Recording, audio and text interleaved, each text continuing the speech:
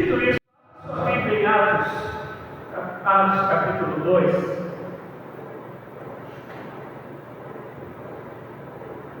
Na verdade, eu vou pregar falando da tristeza que eu estou sobre a minha própria pessoa, que vocês vão entender. Atos 2, do 37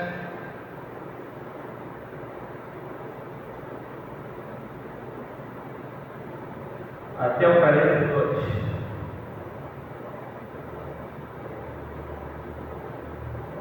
Atos 2, do 37 ao 42.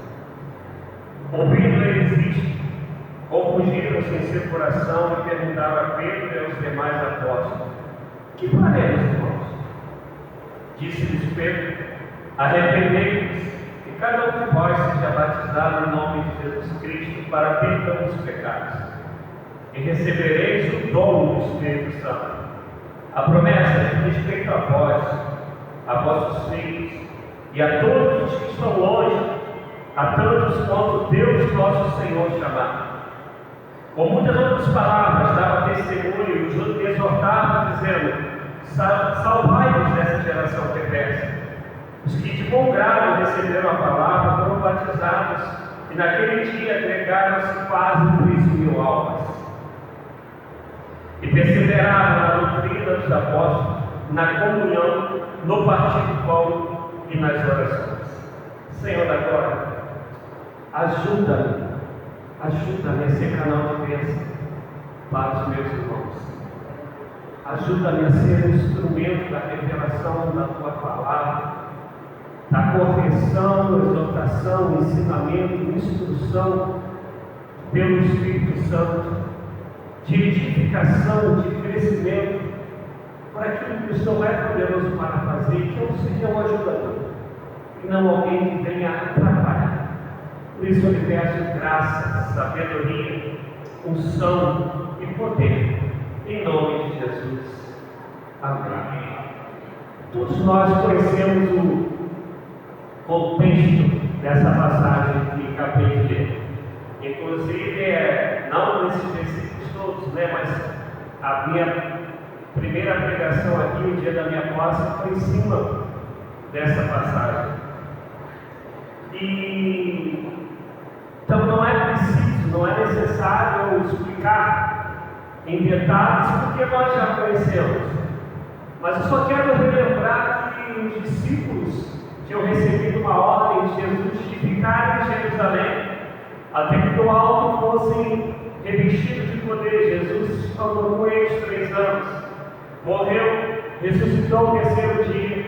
Eles viram se cumprir tudo aquilo que o Senhor Jesus havia dito que aconteceria, que o Senhor Jesus, como Jonas, ficou 3 dias no ventre do peixe, assim era necessário que o Filho do Homem também ficasse debaixo da terra, e o Filho do Homem no 3º dia ressuscitasse.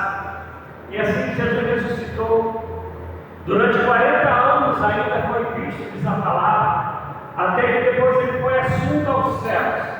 E antes disso ele falou: olha, fiquem unidos, fiquem em oração, até que sejam revestidos de poder para serem testemunhas meus nos 4 cantos da terra: Jerusalém, Judéia, Samaria e até os confins da terra.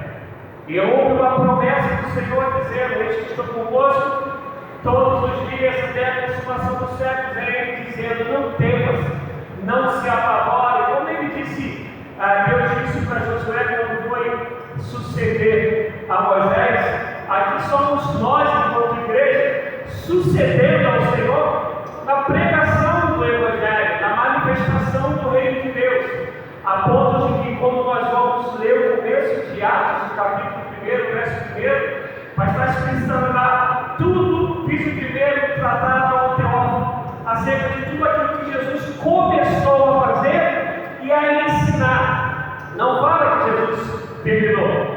O que Jesus concretizou, o que está consumado, é o plano da salvação, é o perdão dos pecados, é o sacrifício do Cordeiro que tira o pecado do mundo. Isso encerrou, porque só Jesus poderia fazer isso. Agora, a manifestação do Reino de Deus, a pregação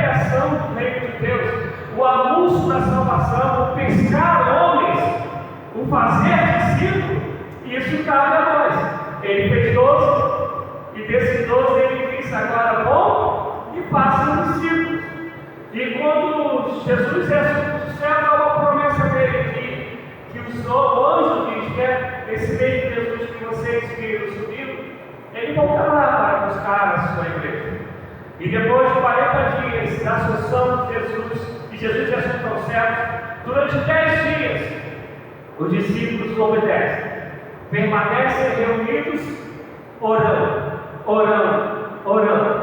No 50º dia, 50 dias depois, 50 dias depois da Páscoa, no dia da festa de Pentecostes, acontece o derramamento do Espírito Santo, esse Deus da estratégia, esse Deus que espera pessoas de língua diferente, de lugares diferentes, estarem reunidas no mesmo lugar, a fim de que todos os povos daquela época, daquela região, pudessem ter o derramado do Espírito Santo e Pedro poder pregar, falando da grandeza de Deus, de maneira que todo mundo entendesse, porque está escrito que eles que entendiam falar a sua própria língua.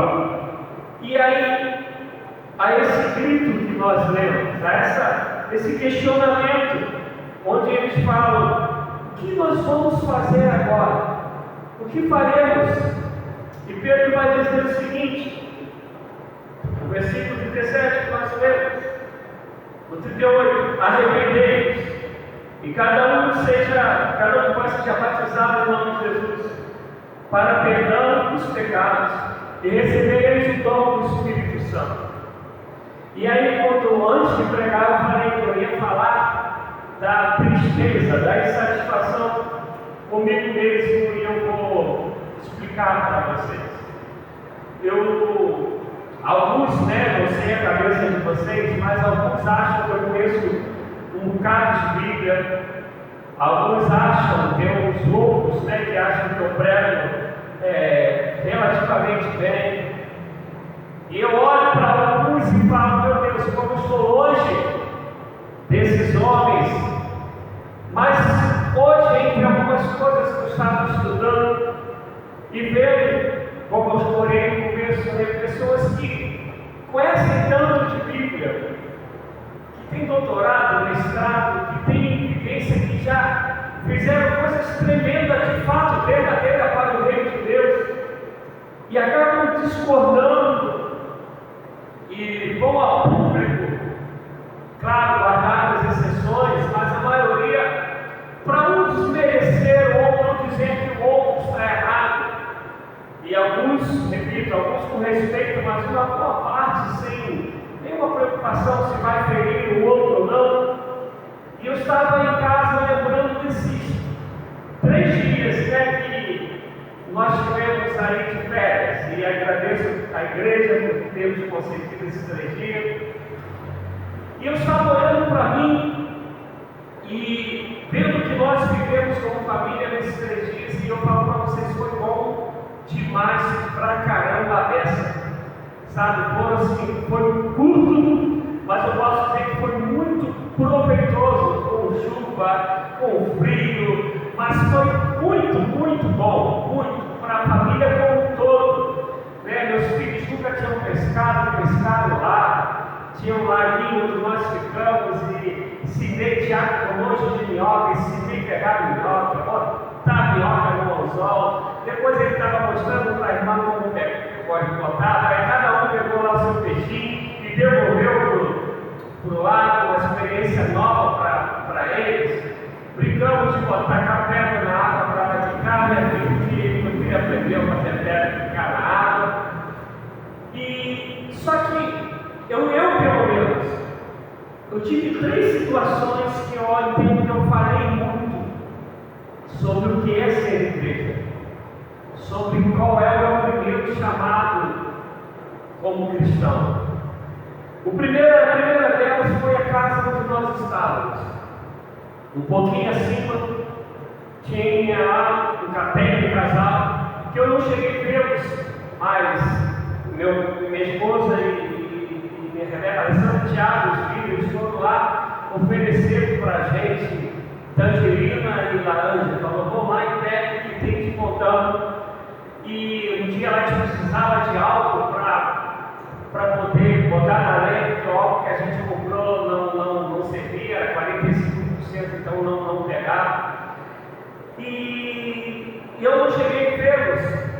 E eles queriam, inclusive, que nós viéssemos embora hoje na quinta, queriam que a gente ficasse mais lá.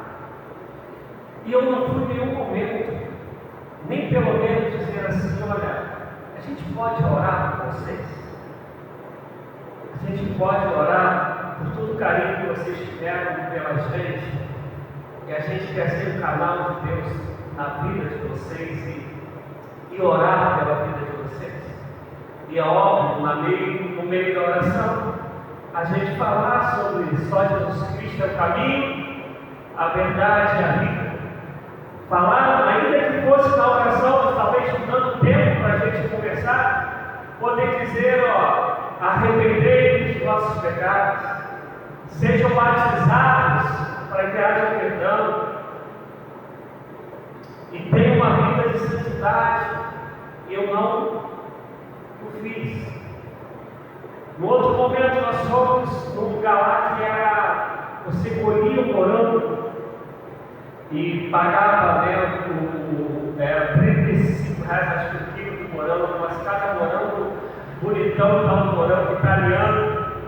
E aí esse Tiago e a Rebeca foram lá colher, só que nem tinha tanto, porque eles tiveram, acabou domingo, a festa do morango, que vai gente de tudo quanto é lugar para a festa do morango na cidade. E aí não tinha tanto, mas a gente, pelo que teve, a gente ficou muito feliz. E o dono estava lá, vazio, não tinha ninguém. Éramos nós, o dono e uma menina lá lavando. E a gente conversou, ele falou como plantar, morango. E de novo, eu não aproveitei a oportunidade e falei: a gente pode orar pelo Senhor? Aproveitar que está tranquilo aqui e agradecer a Deus pela vida do Senhor, por esse lugar bacana, pelos seus morangos de qualidade. Só aceita. É raro alguém aceitar uma oração. E eu não o fiz. Saímos ali e fomos buscar um lugar para almoçar. E o único lugar que a gente sabia que estava aberto, porque por causa da festa do morango, o pessoal trabalhou muito. Então tiveram segunda e terça de folga, tinha lugar que deram até quarta também de folga. E quando eu cheguei, nós chegamos para almoçar, não sei se é o dono, o gerente, mas parecia ser o dono, dizia: olha, não tem mais comida, a comida acabou. E ele foi de uma simpatia tremenda com a gente. Eu agradeci pela simpatia, mas de novo, vazio, ninguém. Uma oportunidade de novo que eu tinha de falar do amor de Deus, falar do plano da salvação que há em Jesus Cristo, e eu não o fiz. Eu digo para vocês que um tempo atrás era impossível isso acontecer. Era impossível. E eu estou até agora sem entender por que aconteceu.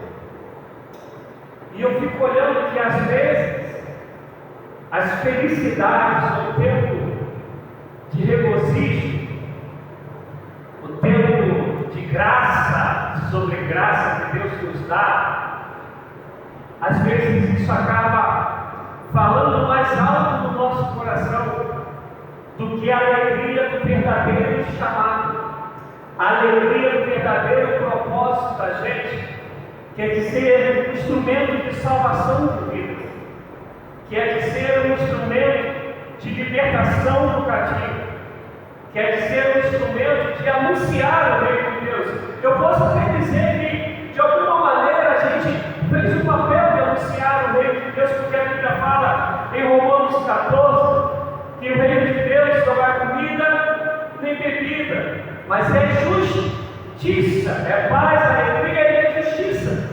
E aí teve um momento lá que a gente foi onde é Pedra Sul, e tinha um rapaz lá trabalhando, e muito interessante, eu olhava para o rapaz e dizia que ele tinha no máximo 16 anos, uma cara de neném mesmo, sem nenhuma espinha, uma coisinha assim pequenininha. E na hora de ir embora, eu não lembro como entrou a conversa, eu falei assim: rapaz, tem que estudar, hein?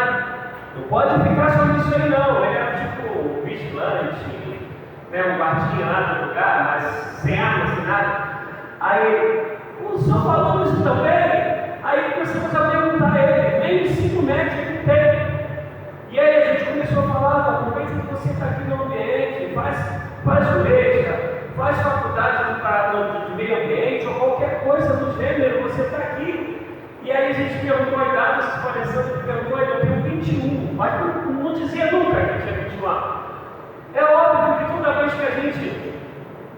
incentiva alguém a buscar algo melhor para a sua vida, e não no sentido de ambição, mas sabendo o mundo que a gente vive, a gente está fazendo com que o reino de Deus se manifeste, até porque a gente poderia sorrir e falar com ele embora, não precisava, mas não como deveria ser.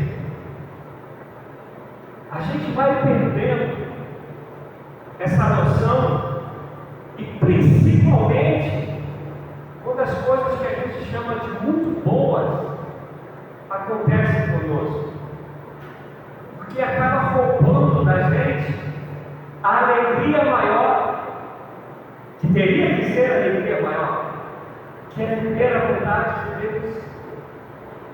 Eu desejo que Deus leve outras pessoas para falar do reino dele, do amor dele a essas pessoas que eu não falei. Mas eu estava ali, eu podia ter feito. E não fiz isso, está acabando comigo. Isso está me arrebentando. Porque não tem nada maior nem nada melhor do que alguém encontrar a salvação que há em Cristo Jesus. Quando a gente está falando aqui dos discípulos, quem lembra de quando Jesus os chamou? Todos eles tinham uma vida, e alguns socialmente falando, uma vida que dava grandes recursos para eles, como Mateus, que era cobrador de imposto. Mas esses homens ficaram 10 dias com mulheres, entre outros ali, reunidos, buscando o revestimento de poder. E Jesus falou que esse revestimento de poder tinha um para ser testemunhas nos 4 cantos da terra, para fazer discípulos. Tem um para, tem um porquê. A gente está tão longe disso, que a gente hoje quer poder, se é que isso é poder, quando a gente fala dos barulhos, daquilo que a gente chama de grandes manifestações, que hoje está tão difícil de você encontrar manifestações que sejam de Deus mesmo, que não nos leva a fazer o que a gente tem que fazer lá fora. Eu vejo pessoas colocando, quando acaba o culto das igrejas dele, hoje o culto foi sobrenatural. Hoje o culto, aí usam palavras, bem crentez. E eu me pergunto, eu falo isso porque uma boa parte dessas coisas eu conheço, uma boa parte dessas igrejas eu conheço, algumas das pessoas que frequentam essa igreja eu conheço, e eu pergunto, por que foi sobrenatural? Como sair das 4 paredes, como estava lá fora, o que mudou? O que transformou a nossa maneira de ver a vida, de olhar as pessoas? Por que foi sobrenatural? Porque alguns choraram, porque muitos se arrepiaram, porque muitos falaram em línguas estranhas, e às vezes são estranhas demais. Mas o que chama? O que foi sobrenatural? Esses homens não são revestidos de poder. A primeira coisa que eles acusam, vocês estão embriagados. Pedro levanta e fala, isso não é embriaguez. E aí ele prega Jesus. E se tu reparas, a história que nós lemos, os versículos vão dizer que eles já tinham ouvido falar sobre Jesus, e eles perguntam o que vamos fazer. E aí olha que as características do reino de Deus: arrependei-vos, sejam batizados em nome de Jesus, tenham seus pecados perdoados, recebam o dom do Espírito Santo. Pedro está falando que o caminho é esse, mas aí ele diz, e essa promessa é para vós e para vossos filhos, para os que estão perto, para os que estão longe, todos aqueles que Deus nosso Senhor chamar. A gente está tão longe disso, que nós normalmente a gente não ensina mais isso aos nossos filhos. A primeira coisa é que se eu não faço, logo meus filhos terão dificuldade de aprender. Porque a maior aprendizagem, ela é através do testemunho. Aquilo que nos veio fazer. Se teu filho estiver estudando, a probabilidade de ele chegar será alta. Se ele estiver mentindo, a probabilidade de ele mentir em essa normal será grande.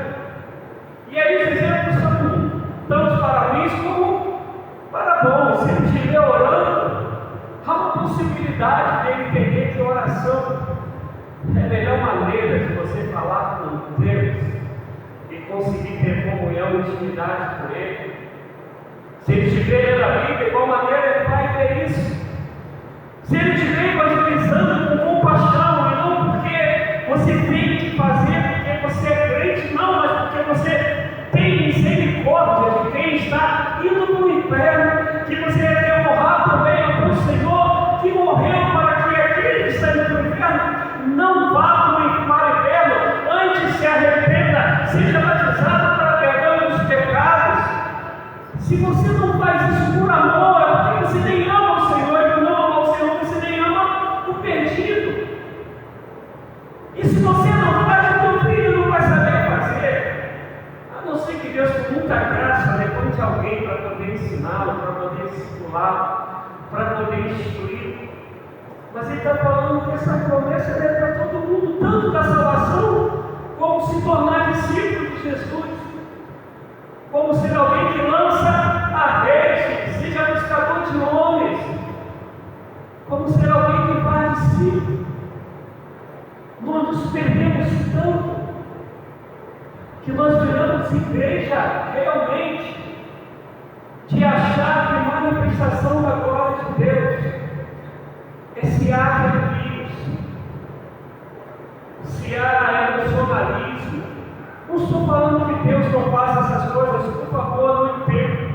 Eu só estou dizendo que Deus, se fizer isso, é porque Ele quer transformar a gente, para que a gente seja o que Ele espera que a gente seja lá fora, para que a gente possa ser o que Ele quer, mas também fazer o que Ele nos mandou lá fora. E se outras coisas roubam o nosso chamado de ser, no máximo a gente está virando crente. No máximo a nossa vida da religião. E que Deus me livre disso em nome de Jesus. Que Deus nos livre disso. Como a gente se perdeu. Como a gente se perdeu, tantas possibilidades que a internet dá. De pessoas levarem outras ao meio. Repito, não estou aqui falando que a gente não tem que combater as heresias, não. A rede social nos possibilita isso também. Mas eu estou dizendo que eu não preciso entrar em discussão com ninguém. Eu posso pegar a palavra e dizer assim: disse o Senhor, capítulo tal, livro tal, está escrito assim. Há alguém que interprete assim, outro que interprete assim, e a maioria vai por esse caminho. No original diz isso, a arqueologia descobriu aquilo, e aí quem está ouvindo decida o que vai fazer. Você não precisa gastar esse tempo precioso para dizer que eu sei mais ou que eu sei menos, mas você está sendo um instrumento que faça a salvação, a libertação, a cura, a paz que excede a todo entendimento chegar ao outro. Só que isso fugiu do nosso coração. Isso não tem sido mais o nosso objetivo. Isso não é mais o que queima o nosso ser e nos impulsiona a vida. A gente está aí, precisa tocar o teclado. Desejo muito que o som dê uma melhorada em todos os sentidos. Tudo faz parte, mas preste atenção, por favor. Fazer parte é uma coisa, ser o principal é outra coisa. Eu vou dar um exemplo simples e eu não vou demorar muito pregando. Eu vou dar um exemplo simples. Um jogador de futebol, a função dele é jogar futebol, realizar da melhor maneira possível aquilo que na posição dele ele pode fazer. Por causa disso, ele vai ter um bom treinamento, ele vai ter uma boa alimentação, ele tem que ter uma regra para dormir, tem que ter uma vida regrada. Mas o objetivo é uma boa alimentação? Não. O objetivo é dormir bem? Não. O objetivo é ele exercer da melhor maneira aquilo que ele foi chamado, aquilo que ele é para ser jogador profissional. Isso aqui vai condicioná-lo para isso. Mas o objetivo não é comida, o objetivo não é cama que ele dorme, o objetivo não é aquilo que ele faz para ele fazer, o objetivo é esse daqui. Porque se ele não fizer isso aqui não adianta de nada, mas de nada mesmo. E a gente tem pecado porque a gente pega aquilo que era para ser uma capacitação, um acordo, uma base, para a gente ser o que a gente tem que ser, para a gente fazer o que a gente tem que fazer, e a gente valoriza mais isso daqui, porque de fato o objetivo. Porque quando a gente continua, vai dizer que isso se converteram, perseveraram, unânimes, aprendizado de tudo aquilo que os apóstolos tinham ensinado para eles. Eles ainda não tinham Bíblia. No começo eram os 4 evangelhos, não tinha nem essa ordem que a gente tem. A maioria defende que era tudo uma mesma coisa, Atos e Lucas, que o escritor era o mesmo. Se a gente pegar uma continuidade, era tudo que eles aprenderam de Jesus, que os discípulos passaram para eles, e eles iam passando e perseveraram junto, estudando a palavra, fazendo não isso ser algo memorial, não que ficasse somente na memória, mas que transformasse a vida dele, para que eles pudessem vendo o que a palavra diz, poder pregar com propriedade para que o outro se convertesse. E falava de alegria e unidade, compartilhava o que tinha, orava porque sabia que era independente de Deus, para deixar que outras coisas roubassem nada deles, no sentido de roubar a atenção, de desvirtuar o caminho. Esses homens mudaram o mundo. Aí tu vai perguntar, pastor, esses homens morriam? Eu não tenho dúvida que eles morriam. Não tenho dúvida que até nas chacotas que eles sofriam, eles viam quando estavam só entre eles. Até porque o humor, ele é da vida e ele é bíblico também. Mas eram homens que não deixaram que nada roubasse aquilo que é principal. Pregar a tempo e fora de tempo. Ser testemunho de salvação.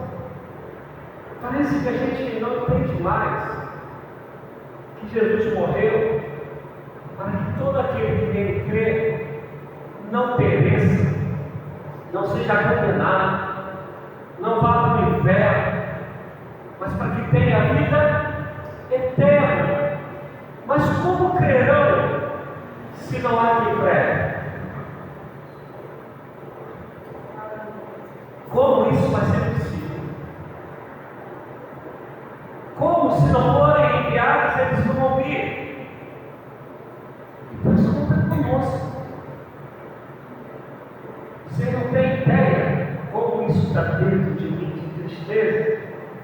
Até porque eu me conheço como cristão há 30 anos e sei que isso não passava. E é hora de um alerta buscar para não ser só aquele que prega, do que ser aquele que prega com a vida. Quando demora, a gente prega usando as palavras. Do contrário, está deixando de ser o que Deus nos chamou para ser. A gente está negligenciando aquilo que Deus confiou a nós. O plano da salvação, a manifestação do reino de Deus. Eventos fazem parte da caminhada. A Bíblia é cheia de festa. O povo sempre foi festeira, uma festa que acontece derramada do Espírito Santo. Deus gosta da alegria da gente, mas a maior alegria é sabermos que fomos chamados para sermos instrumentos de salvação de Deus. Para que aqueles que se sentem condenados, talvez nem saibam que são condenados, possam saber que há perdão para eles, na pessoa do nosso Senhor e Salvador Jesus Cristo. Para aqueles que vivem em tormento existencial, saibam que existe uma paz que excede a toda a compreensão humana. Aqueles que vivem angústia e aflições da vida, saibam que tudo isso passa, porque o Senhor está conosco todos os dias, e Ele venceu o mundo. Mas isso foi confiado a mim e a você. Que desfrutemos sempre desses momentos gostosos da família, da alegria. Que valorizemos o trabalho que o Senhor nos deu, de onde a gente tira o pão de cada dia. Mas compreenda que isso não é a razão. Isso faz parte do processo onde a razão ela tem que se manifestar. Qual é a razão? Fazer o Senhor conhecido. Fazer a salvação chegar a todos os perdidos. Glorificar o nome do Senhor, não porque estamos dando glória, glória, glória. Nós estamos glorificando, fazendo com que outros saibam que Ele é o Senhor e que o sacrifício dele na cruz não foi em vão. Que o Senhor